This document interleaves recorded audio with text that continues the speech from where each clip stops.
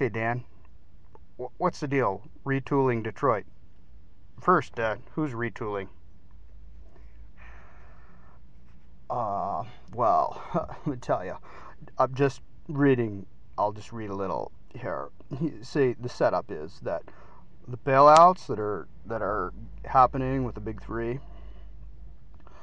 Uh, the accountability is not there. Never has been, even before the bailout. So, accountability to whom? Well, accountability to the American people. Okay, just let me read, all right? At a time when boldness is demanded, the plans lack innovation. In other words, the plan to recover. They call for laying off workers, cutting pay and benefits, and reducing the number of models manufactured. All right, got to get Adam in here. Adam, first, I got a really bad feeling. Who's retooling Detroit here? Not getting a straight answer out of Dan. Well, obviously it's Dan that's retooling. It's pretty clear that Detroit itself, nor the demand from the market, satisfies Dan's idea of retooling. So I have to ask you, Dan. Are you fucking crazy? The thing is, you're a Marxist punk. Where the fuck do you get off? Insinuating that you can retool Detroit. Go ahead. I want to hear more. Go ahead. Oh, sorry if you don't appreciate what's right and good for the American people, but what the automakers don't get is that what's good for America is also good for them, and not the other way around. Like the saying used to go. You see, with billions in taxpayer cash in their bank accounts and billions more coming, GM and Chrysler work for us now. They have to start thinking about how to serve the country. Oh, I get it. The us. I don't know. I think you're. I think you're getting ahead of it a little bit here. We're not nationalized yet. We haven't nationalized them yet. If you mean by us in the sense of because the people have now hired them, like the people hire politicians, government by the people. So you're already insinuating GM and Chrysler are part of the government. That's the almighty us. Let me tell you, from my standpoint, when you say us, I see you as in collusion with government to grow government, and you're very happy to already insinuate that you have control of the big three now. Well, stop stroking your weenie, Mussolini. Mr. Duce, we ain't nationalized yet, you sumbitch. Alright, go on. Okay, Americans need cars that go further on a gallon of gasoline. They pollute less and save money at the pump. So what should the car companies do? They can start by making two major changes. One, stop wasting time fighting regulations that would reduce pollution that causes global warming, and abandon the sham of manufacturing supposedly green cars that run on ethanol.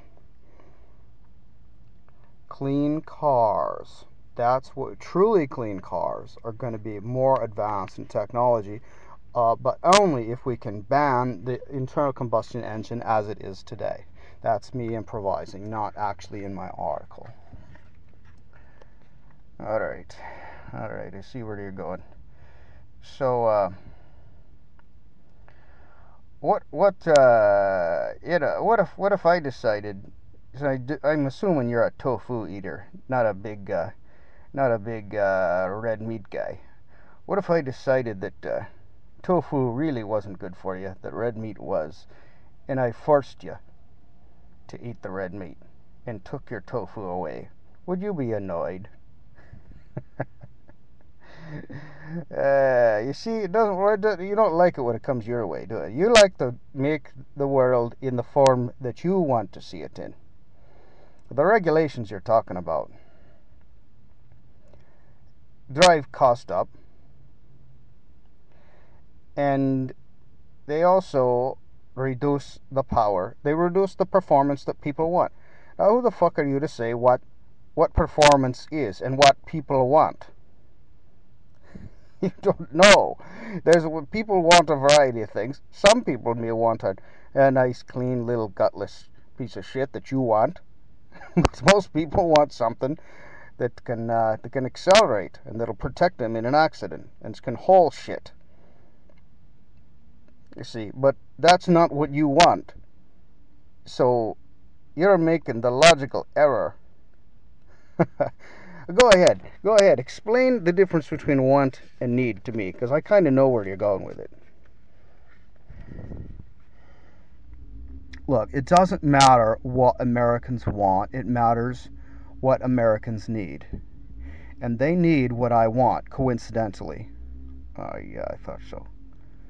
I want the car companies to make lightweight death traps, as you call them, but at least they don't hurt the environment. They hurt the drivers, and many times people deserve pain for the kinds of rape that they've perpetrated on the environment all these years. So maybe we have a little bit of that coming, some fiery death on the freeway. But I mean, I want to see a tree win in an accident, not the person in the car. Thought so. But let me go on. Also, non-carbon emitting cars that cost a lot. Fine, because I'd like to see a lot less cars on the road anyway. So we should have a car tax, just a straight out car tax. Anyway, and be gutless, of course, because we don't want the noise and acceleration and power on the road, because people like that too much, and they just want it for fun, and it's killing our environment. So here's my thing. I want no carbon in the air because it will destroy civilization within a few years, as Al Gore and Bill Clinton have said recently. What I want and what America needs are what the car companies want. What the car companies want and what people want is wrong. What I want and what they need is right and better for them. Okay, this is what I thought was going on. What you want is a green socialist oligarchy, you miserable little sanctimonious bag of all organic shit. Who gives a rat fuck what you want? You're no economist. You're not a scientist, not an engineer. You're a fucking little lawyer that supposedly specializes in green topics. But what you specialize in is extorting payouts from companies and regulations and blaring and amplifying the bad science and ignoring the countervailing theories of global warming. So you want to spunk your green dream all over the rest of America. You're a fucking parasite, Becker. You and your sissy little friend. Why don't you and Gerstenzanger keep your perverted little fantasies inside your own little green orgy room there with the LA Times editors and the Greenpeace wackos, and you just have a good old time. So, Joey, I gotta go. I can't listen to any more of this shit. I gotta go shit out that big fat steak I ate last night and wipe my arse with this column. Can I borrow this column? I really need a good arse wiper. You'll thank me later.